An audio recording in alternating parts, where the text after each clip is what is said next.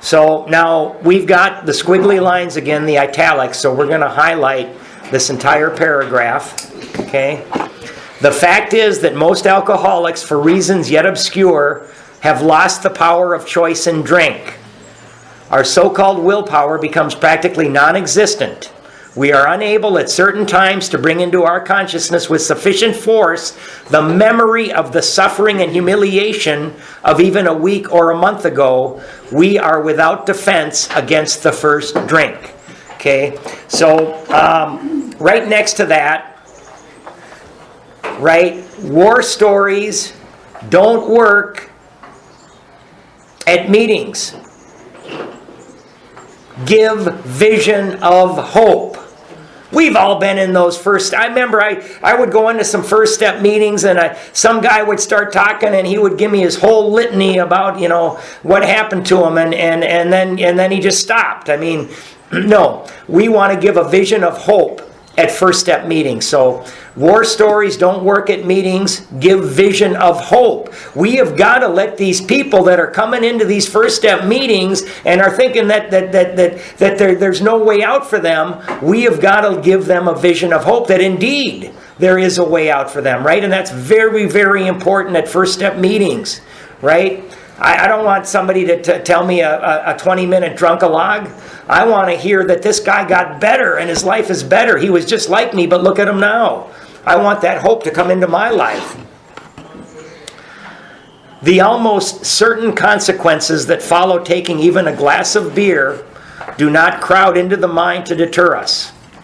If these thoughts occur, they are hazy and readily supplanted with the old threadbare idea, highlight, that this time we shall handle ourselves like other people. Okay, right next to that, let's write, we can't. Right? Remember, it said we see other people drinking with impunity, seemingly without harm. Right? But we can't do that. There is a complete failure of the kind of defense that keeps one from putting his hand on a hot stove. The alcoholic may say to himself in the most casual way, it won't burn me this time, so here's how. Okay, highlight to the end of the paragraph. Or perhaps he doesn't think at all. How often have some of us begun to drink in this nonchalant way, and after the third or fourth pounded on the bar and said to ourselves, for God's sake, how did I ever get started again? Only to have that thought supplanted by, well, I'll stop with the sixth drink, or what's the use anyhow? So, right next to that paragraph, we're going to write, ask sponsee if they have experienced this. Ask sponsee if they have experienced this. Remember, this is a program of identification.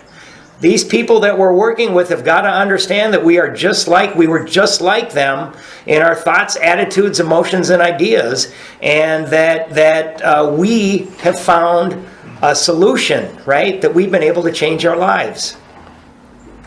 Ask sponsee if they have experienced this. When this sort of thinking is fully established in an individual with alcoholic tendencies, okay, highlight, he has probably placed himself beyond human aid and unless locked up, may die or go permanently insane. Okay, highlight that and then underline human aid. Okay? And we're going to write next to that, we're going to write fellowship is made of humans. Right? The fellowship is made of humans. I used to think that if I only went to enough meetings, I'd be okay. And I mean, I would go to a meeting every night, and sometimes I'd get a month, sometimes I'd get 2. Once I even got 6 months going to a meeting every single night, playing on the Sober Softball League, right? Going to Perkins after the meetings, right? But this book is going to tell us over and over again that we're beyond human aid. We're going to need something greater than the fellowship of Alcoholics Anonymous to help us, right? Or may go permanently insane. These stark, and I'm sorry, also at the bottom of the page, write need psychic change. Right? Need psychic change. That's what the solution is. And you don't need to write this, but there's many words. Dr. Silkworth called it a psychic change, but it's also called a spiritual experience, a spiritual awakening, a personality transformation. And we'll read about that in a little bit, but just write need psychic change. These stark and ugly facts have been confirmed by legions of alcoholics throughout history. But for the grace of God, there would have been thousands more convincing demonstrations. Okay, so we've got some good stuff here. Let's highlight. So many want to stop but cannot. Highlight that little phrase, and right after cannot, write not willing. So many want to stop but cannot. Write not willing in parentheses. Okay. Squiggly lines. Highlight there is a solution. Highlight that. They're going to tell us. Almost none of us like the self-searching, the leveling of our pride. So, self-searching and the leveling of our pride, somehow, that little phrase above it, put 4. That's step 4, right? That little phrase there. The self-searching, the leveling of our pride. I just have a 4 above it, right? The confession of shortcomings, above that, write 5. Which the process requires. Circle the word requires. They're telling us we must do that, right? Which the process requires for its successful consummation. And above successful consummation, we're going to write 8 and 9. Those are the action steps. The promises in the book come after step 9, or when we're in the middle of step 9, right? So, the successful consummation is 8 and 9. But we saw that it really worked in others, and we had come to believe in the hopelessness and futility of life as we had been living it. When, therefore, we were approached by those in whom the problem had been solved, circle or highlight problem had been solved, and write step 2. Step 2. There was nothing left for us but to pick up the simple kit of spiritual tools, okay, laid at our feet. So the simple kit of spiritual tools laid at our feet, write 3 through 12. 3 through 12. And remember, this is the testimony of the first 100 people who wrote this book. You're not arguing with one person, you're arguing with 100. 100 who have recovered. So we're going to highlight the next 3 lines down to dreamed. We have found much of heaven, and we have been rocketed into a 4th dimension of existence of which we had not even dreamed. So next to that little phrase, let's write promise of spiritual experience. They're giving us a promise here. Something's going to happen. Promise of spiritual experience. Okay, so I'm going to tell you guys just to go ahead and highlight the whole next paragraph too. And we're going to be jumping around a little bit here. But the great fact is just this and nothing less. That we have had deep and effective spiritual experiences which have revolutionized our whole attitude toward life, toward our fellows, and toward God's universe. The central fact of our lives today is the absolute certainty that our Creator has entered into our hearts and lives in a way which is indeed miraculous. He has commenced to accomplish those things for us which we could never do by ourselves. And I've got some notes that I can't read. But let's go up to that little asterisk right there. Okay?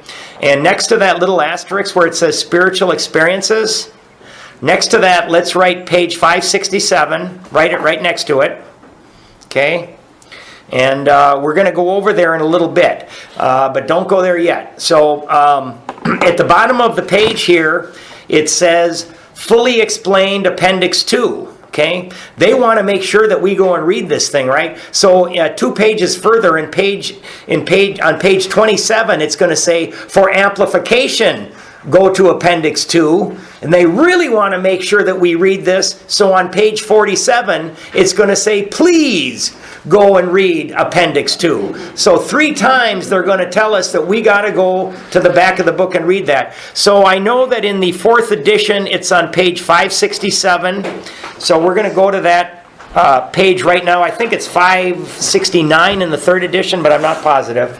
But it's real close. Good. Here, so I know where we're at. So everybody go to 567, maybe 569 in the third edition. Okay, spiritual experience. So we're going to write a few things first. So at the top of the page, write, when we develop spiritual ears and eyes. When we develop spiritual ears and eyes. Write that at the top of 567.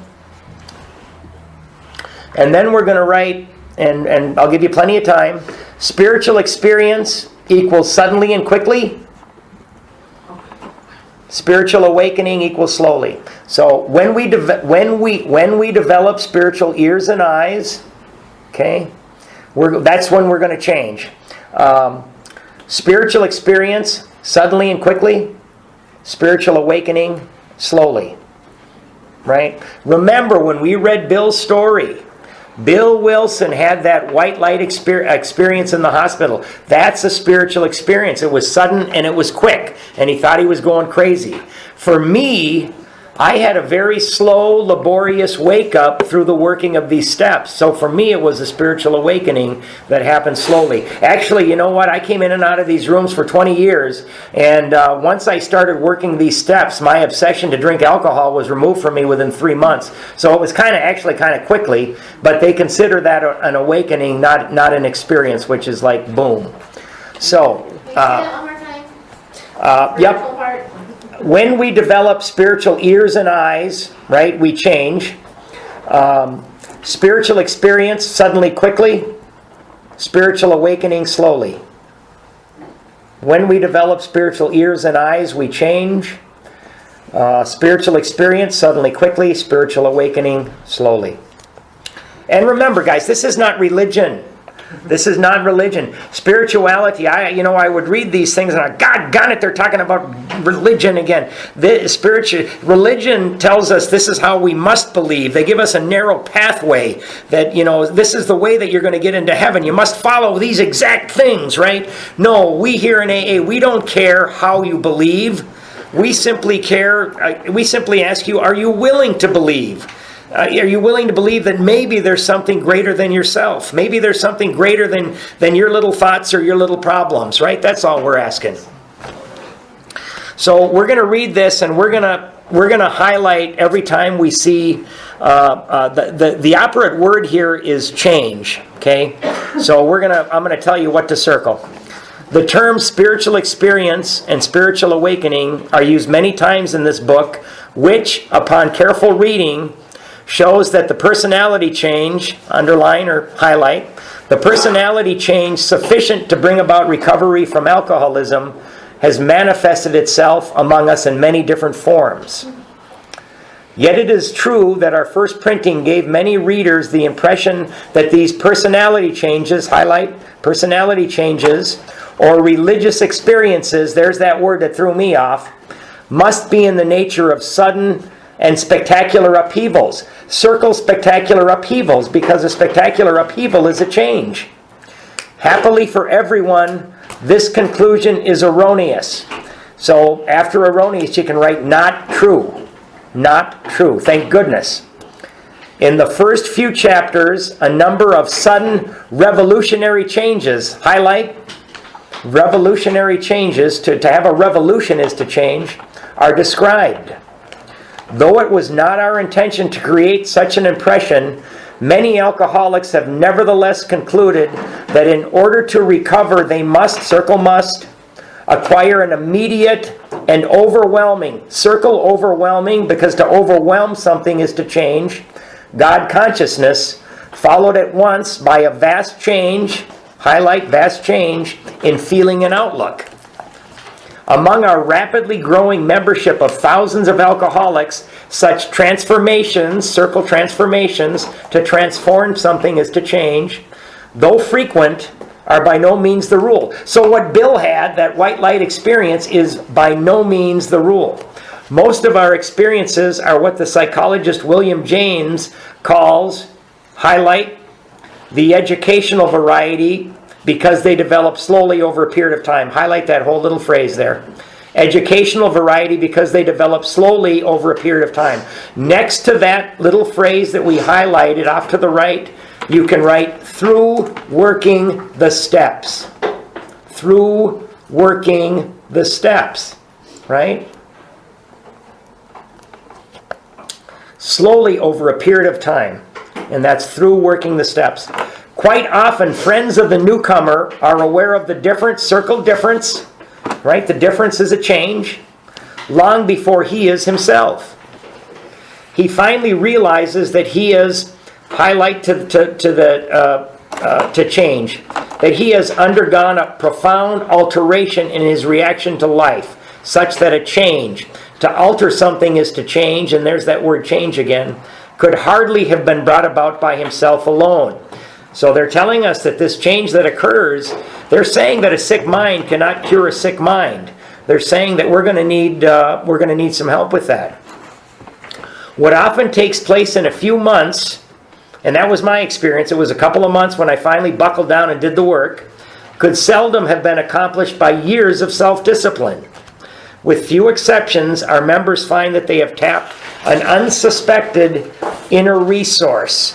Okay, highlight that, inner resource,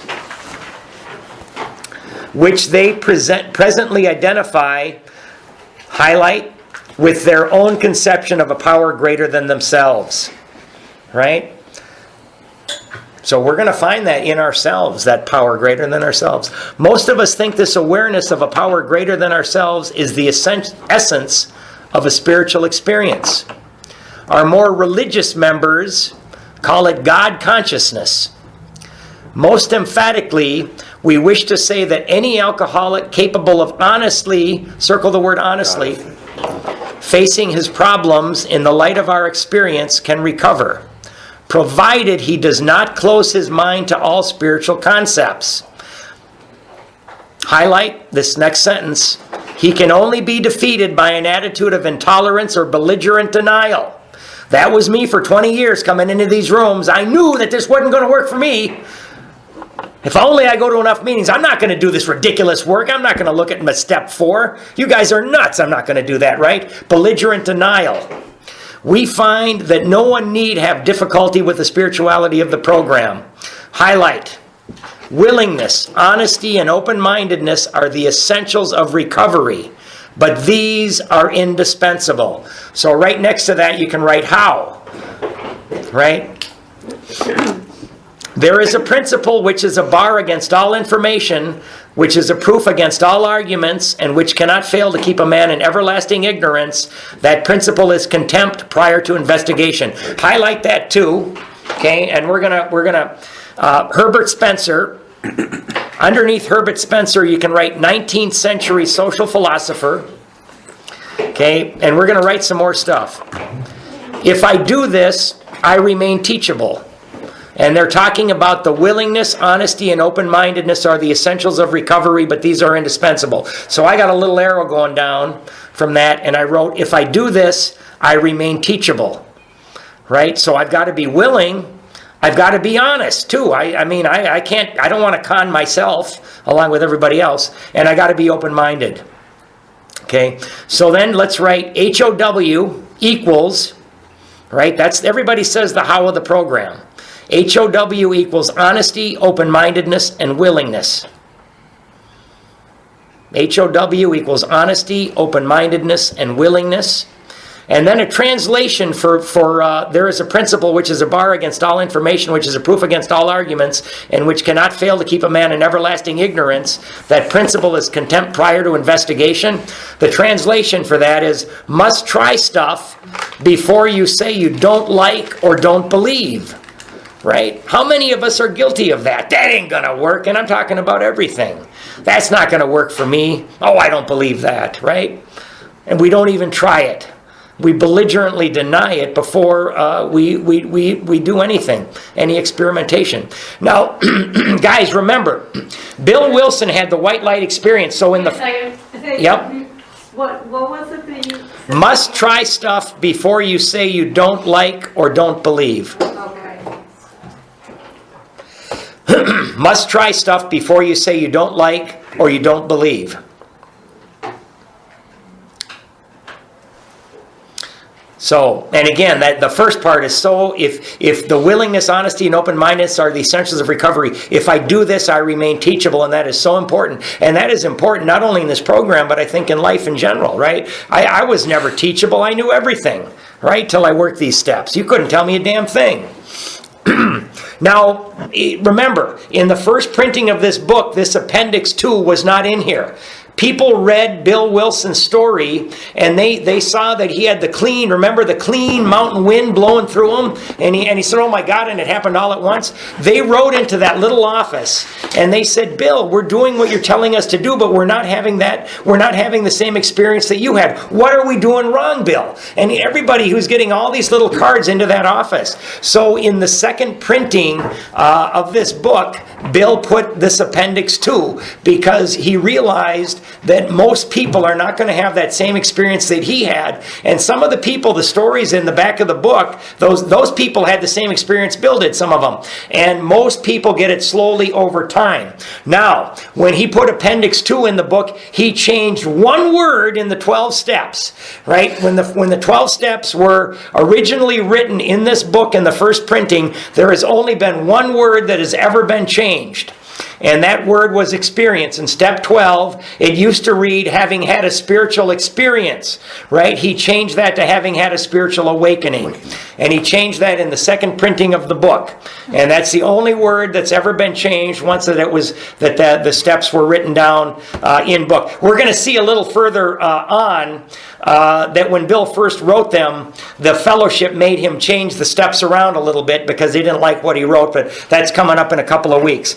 So I just want to, and you don't need to write any of this down, guys, but when we come here, we're restless, we're irritable, we're discontented, right? And many of us are full of guilt, shame, and remorse based on the things that we did through our addiction.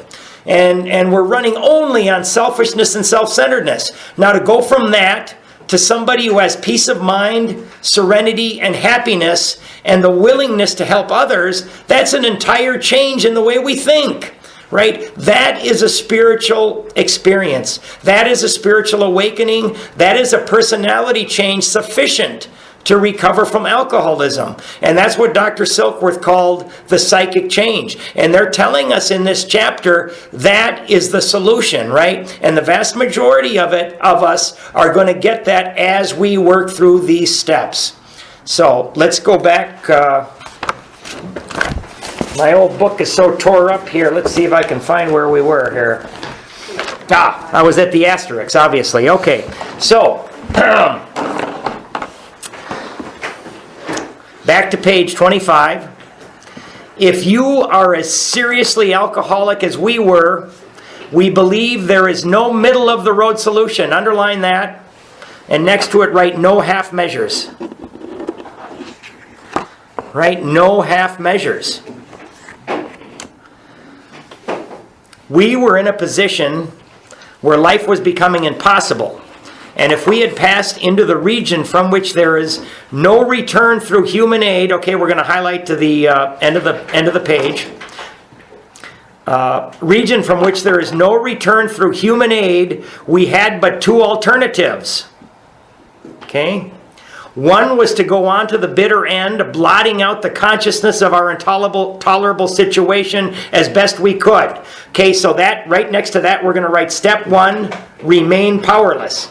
Now, I lived in step 1 for a hell of a long time, right? That is step 1, remaining powerless. Okay, so that's the first choice, to go on to you can put a 1 in front, 1 to go on to the bitter end, right? Choice 1. As best we could, and the other to accept spiritual help. That's step 2. And they're telling us that that's the solution, is to accept spiritual help. Right? So basically, if you're a real alcoholic, a real drug addict, compulsive gambler like me, we can go on to the bitter end, blotting out the consciousness of our intolerable situation as best we could. Right? Or the other, all we have to do is accept spiritual help, and that's step 2. I was going to cash out. At the end, I was going to run through what was left of my 401k, and when that was gone, I was going to kill myself. That was my plan. What a great plan that was. So, we can write next to blotting out the consciousness of our intolerant situation. Next to that, write insanity, death, or prison. Right? Insanity, death, or prison.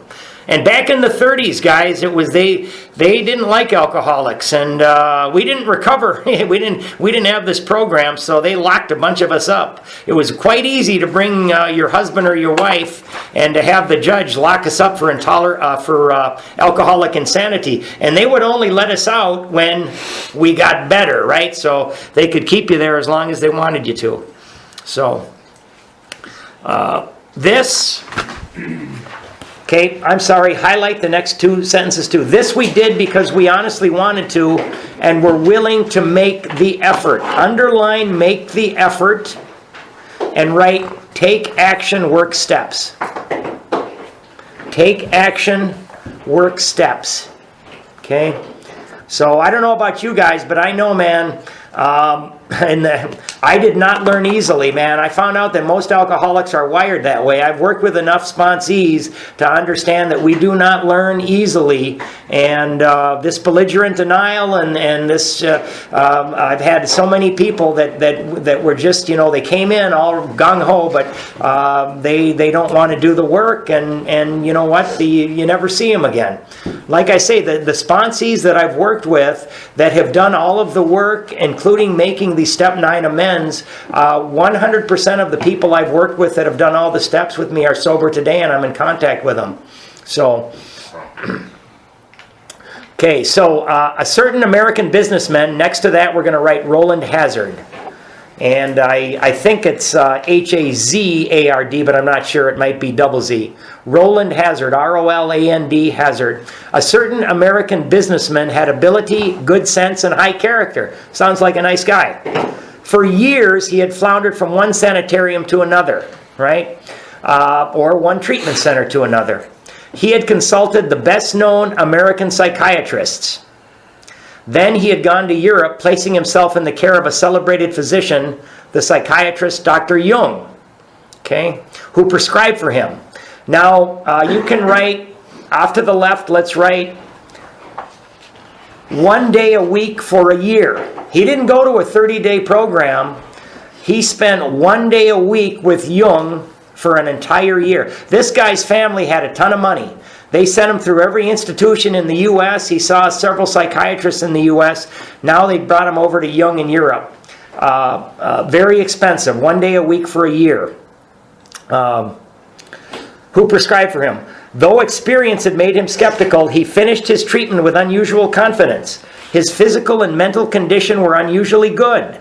Above all, he believed he had acquired such a profound knowledge, underline, profound knowledge of the inner workings of his mind and its hidden springs that relapse was unthinkable. Okay, so those 2 lines, highlight them. And then off to the left, write self-knowledge avails us nothing. Remember, once self-knowledge avails us nothing, or self-knowledge doesn't work. Remember when Bill got out of the hospital, Dr. Silkworth told him all about the obsession of the mind and the allergy of the body. And Bill said, oh my God, now that I know what's wrong, all I got to do is not take that first drink. Thanks, Doc. See you later. I'm good, right? Self-knowledge did not help him. Self-knowledge, funny enough, avails us nothing. Nevertheless, he was drunk in a short time. So the last day he finished working with Dr. Jung, he was on his way to the ship to come back to America. He didn't even make it to the ship. He got drunk on the way to the ship, right, to come back to America. Nevertheless, he was drunk in a short time.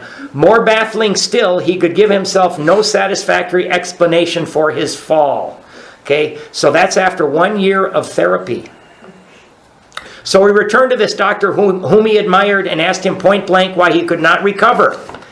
Highlight, he wished above all things to regain self-control. Okay, highlight that little phrase. He seemed quite rational and well-balanced with respect to other problems, yet he had no control whatever over alcohol. Why was this? He begged the doctor to tell him the whole truth, and he got it. Okay, highlight to the end of the paragraph. In the doctor's judgment, he was utterly hopeless. He could never regain his position in society, and he would have to place himself under lock and key or hire a bodyguard if he expected to live long. That was a great physician's opinion. So he said, look, Roland, you're probably going to die from this disease. Unless you lock yourself up, you're going to die. That's the bottom line. I'm sorry to tell you this, but I'm not going to lie to you. That's what Dr. Jung told him. But this man still lives and is a free man. He does not need a bodyguard, nor is he confined. He can go anywhere on this earth where other free men may go without disaster. Highlight. Provided he remains willing to maintain a certain simple attitude. Okay, so highlight that little thing there. Provided he remain willing to maintain a certain simple attitude. And we're going to write, being willing to practice these principles is the answer, right? And that's the same thing as working the 12 steps, taking action. Being willing to practice these principles, is the answer to the question. Some of For a our... second, Yep. can somebody pass the Kleenex from the front table, please? You got it. Awesome, thank you. So being willing to practice these principles is the answer, or willing to do the 12 steps and take action. Some of our alcoholic readers may think they can do without spiritual help. Let us tell you the rest of our conversation our friend had with his doctor. The doctor said, you have the mind of a chronic alcoholic. I have never seen one single case recover where that state of mind existed to the extent that it does in you. Our friend felt as though the gates of hell had closed on him with a clang. He replied to the doctor, is there no exception? Right after is there no exception, let's write, am I unique? ? Am I unique ? So the doctor just told him he's going to die. Sorry, man, that's just the way it is. He said to the doctor, is there no exception? Yes. Highlight just that word, yes, replied the doctor, there is. And then we're going to highlight the next sentence. Exceptions to cases such as yours have been occurring since early times. Next to that statement, or that line, write solutions. Solutions. Here and there, once in a while, alcoholics have had what are called, underline, vital spiritual experiences. Okay? So, again, next to that, write page 567. Right? And at the bottom of the page, it tells us again, for amplification, see Appendix 2. Right? By the way, everybody reread Appendix 2 when you get home tonight. Reread that. To me, these occurrences are phenomena. They appear to be in the nature, highlight, of huge emotional displacements and rearrangements. Keep highlighting. Ideas, emotions, and attitudes which were once the guiding forces of the lives of these men are suddenly cast to one side, and a completely new set of conceptions and motives begin to dominate them. Stop highlighting there. In fact, I have been trying to produce some such emotional rearrangement within you. With many individuals, the methods which I employed are successful. Highlight. But I have never been successful with an alcoholic of your description. So after that, write hopeless. So basically, Jung is telling him that he is hopeless. Upon hearing this, our friend was somewhat relieved, for he reflected that, after all, he was a good church member. This hope, however, was destroyed by the doctors telling him, highlight to the bottom of the page, that while his religious convictions were very good, in his case they did not spell the necessary vital spiritual experience. Okay, so we're going to write something at the bottom of the page. Must have a relationship with a higher power. Must have a relationship with a higher power. Right? And then I put a little arrow and I wrote the word effort. Must have a relationship with a higher power. Little arrow, effort. And now we're going to write something else, very important. Knowledge of God does not mean relationship. must have a relationship with a higher power, arrow, effort. Knowledge of God does not mean relationship.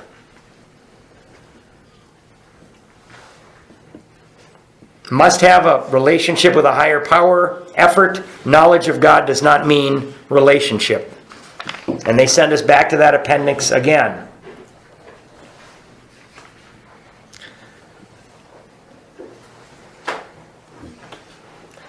Here was the terrible dilemma in which our friend found himself when he had the extraordinary experience, which, as we have already told you, made him a free man.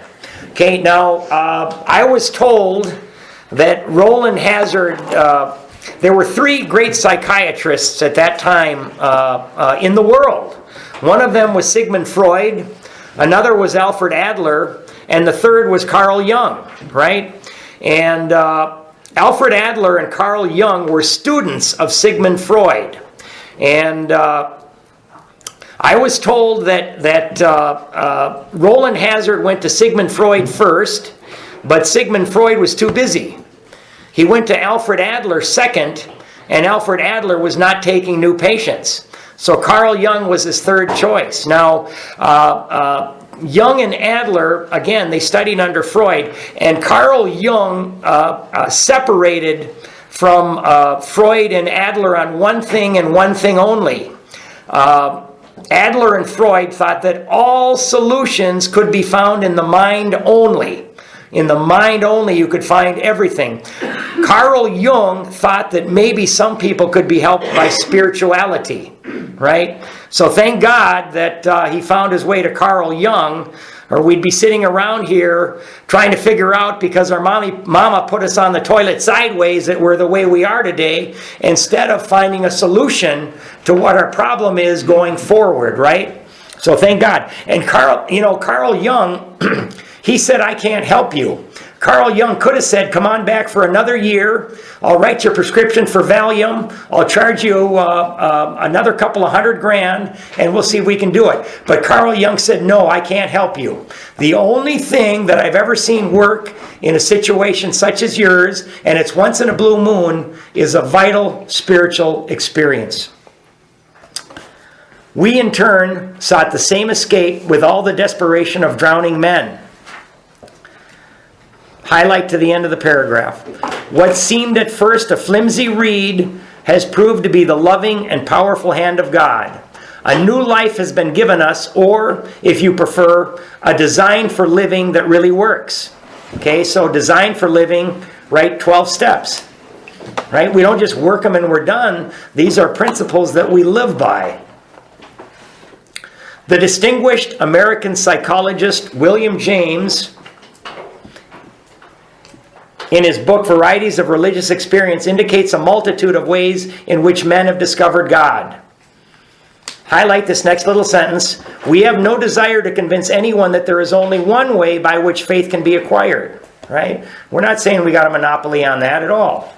If what we have learned and felt and seen means anything at all, it means that all of us, whatever our race, creed, or color, are the children of a living Creator, highlight, with whom we may form a relationship upon simple and understandable terms as soon as we are willing and honest enough to try. Circle willing and honest. And off to the left, please write, must also listen. Right? When we're praying, we got to listen too. It's a two-way street. You know, and some people think, you know what, don't talk about God because you're going to scare away the newcomer. You know what, this book talks about God quite a bit, and until I developed a relationship with my higher power, I didn't stand a chance against this disease. So I'd rather have somebody out there drinking on the truth than trying to stay in here and live on a lie. This book is telling us that we are going to have a higher power if we're going to recover. Those having religious affiliations will find here nothing disturbing to their beliefs or ceremonies. There is no friction among us over such matters. We think it no concern of ours what religious bodies our members identify themselves with as individuals. Highlight, this should be an entirely personal affair with each one decides for himself in the light of past associations or his present choice. So next to that, we're going to write something. and we're going to write, don't care who God is, care that God is. Don't care who God is, care that God is. Don't care who God is, care that God is. Right? That's all. Not all of us join religious bodies, but most of us favor such memberships. I was raised Catholic. I'm not back at church. I find enough spirituality in this program and in helping others. In the following chapter, there appears an explanation of alcoholism as we understand it, then a chapter addressed to the agnostic. Many who once were in this class are now among our members. Surprisingly enough, we find such convictions no great obstacle to a spiritual experience. Further on, highlight this one, clear-cut directions are given showing how we recovered. Right? So highlight that and write 12 steps. 12 steps. Okay? Now, funny enough, right? We're almost done, but let's look at where these steps came from. Where in the heck did these steps come from? Well, step 1 came from a little doctor, non-alcoholic, called Dr. Silkworth. He's the guy that came up with the idea that it was a disease, the obsession of the mind and the allergy of the body. Step 2 came from Carl Jung, a psychiatrist across the world, when he said you got to have a vital spiritual experience. Steps 3 through 12 came, and those guys were non-alcoholics. Steps 3 through 12 came from a group of people called the Oxford Group, who were not alcoholic, many of them. They were practicing first century Christianity. Right? So none of these came from alcoholics, or they came from a bunch of non-alcoholics, and they all gelled in the mind of Bill Wilson. I mean, you got to think that maybe God said, you know what, I'm tired of seeing all these people die. Right? I'm gonna put all these ideas together in the head of this one guy and see what happens. Each individual in the personal stories, clear-cut directions are how we recovered. These are followed by 42 personal experiences. Those are the stories in the back of the book. And remember, they keep changing them as the membership changes, because the bottoms have come up. There's more women, there's more minorities. We're changing. Each individual in the personal stories describes in his own language and from his own point of view, highlight, the way he established his relationship with God. Okay? We're almost done. Next to that, let's write, form relationship with God by working steps. Form relationship with God by working steps. And we're going to see 2 chapters hence that you need not be concerned if you're an atheist or an agnostic. We're gonna cover that in 2 weeks, so don't be worried about that. These give a fair cross-section of our membership and a clear-cut idea of what has actually happened in their lives. We hope no one will consider these self-revealing accounts in bad taste. Our hope is that many alcoholic men and women desperately in need will see these pages, and we believe that it is only by fully disclosing ourselves and our problems that they will be persuaded to say, highlight, yes, I am one of them too. I must have this thing. Okay, so now guys, we actually have a little bit of work we're going to do. This is the start of the work. So and you're going to give this to your sponsee too when you get to this point. So let's write the word homework. We got 3 simple things to do. Okay, number 1. Ask 5 people, how did you establish your relationship with God, parentheses, or higher power? Number 1, ask 5 people, how did you establish your relationship with God, parentheses, or your higher power? And I did this, and it was of course, when I first came into this, I thought, oh, how stupid, this is ridiculous, I'm not going to do that. But you know what? I was so beat up, and I said, I'm going to do everything these guys tell me to do and prove them wrong. Right? Well, I did, so I did it, and it actually helped me. Ask 5 people, how did you establish your relationship with God or your higher power? Okay. Number 2. So number 2, I'm going to show you that one. You're going to take a sheet of paper. On one side, you're going to write God is. On the other, you're going to write God isn't. Okay? So we're going to do this right here. I want you to write God is, boom, God isn't. And I just want you to write down some things you would like God to be, or maybe you think God is, right? And then over here, write down some things that you don't think God is. And do it just like this. God is, God isn't. That's number 2. Okay?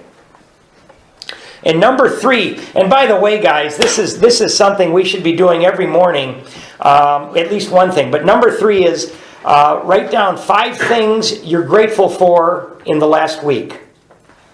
5 things you're grateful for in the last week. And I can repeat any of those. I'm sorry, number 1, you say ask 5. Number 1, ask 5 people. 5 alcoholics or 5 people? You ask. What I did is I asked 3 alcoholics and 2 normies, but you can ask anybody. I asked my sister, so yep, just 5 people. Write down what God is and what isn't, and then 5 things you're grateful for. Okay. And, you got to remember, what we just read, before the 1930s, they said here and there, once in a great while, people have recovered through a vital spiritual experience. And, you almost have a better chance of getting hit by lightning. Today, here and now, every time an alcoholic will apply these things to their life, they can recover, right? And they call it Alcoholics Anonymous. This is a wholesale miracle, and we all get to participate in it. Right? There's too many people. I heard people right and left. They say, by the grace of God, or because of God as I understand them, because of my higher power, I have found it not necessary to take a drink in X number of days, weeks, months, or years. When I heard that over and over and over and over again, I finally started to think maybe this thing can work for me too. So let's close with the 3rd step prayer. Page 63.